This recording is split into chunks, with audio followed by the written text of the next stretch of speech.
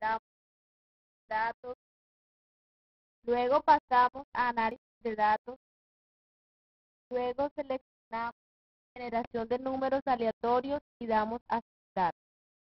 Según el ejercicio propuesto, insertamos los valores.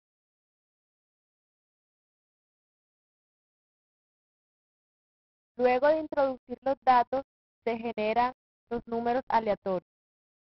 Determinamos la media y la desviación estándar. Con base a los números generados, determinamos su máximo. Luego hallamos el mínimo. Para determinar el rango, se hace una resta del máximo y el mínimo hallados anteriormente. Se determina el número de datos haciendo uso de la función contar. El número de intervalos se obtiene al sacar la raíz cuadrada del número de datos.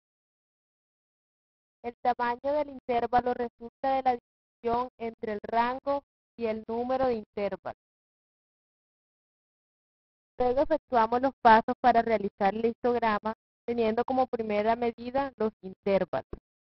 El segundo paso es hallar el límite inferior, el cual es el dato mínimo hallado de los números aleatorios. Para determinar el límite superior, se suma el límite inferior más el tamaño del intervalo.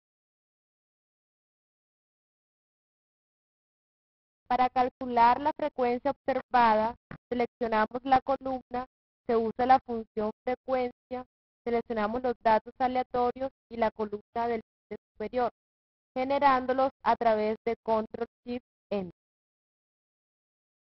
Se halla la sumatoria de la frecuencia observada para comprobar que da el total del número de datos.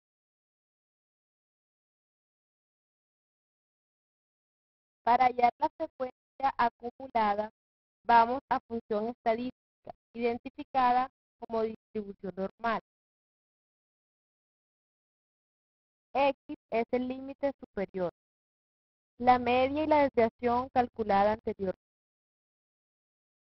La frecuencia esperada relativa del primer intervalo corresponde a la frecuencia acumulada del mismo intervalo.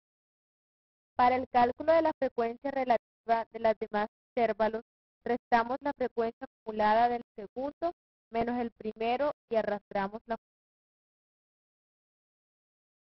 Para hallar la frecuencia observada, multiplicamos la frecuencia relativa por el total de datos observados más F4 para arrastrar la función.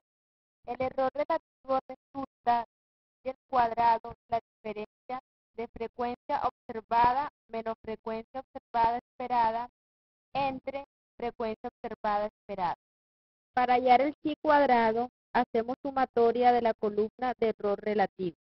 El grado de libertad es el número de intervalo menos 1. Buscamos en la tabla de chi cuadrado el resultado, con base al grado de libertad y un alfa de 5%.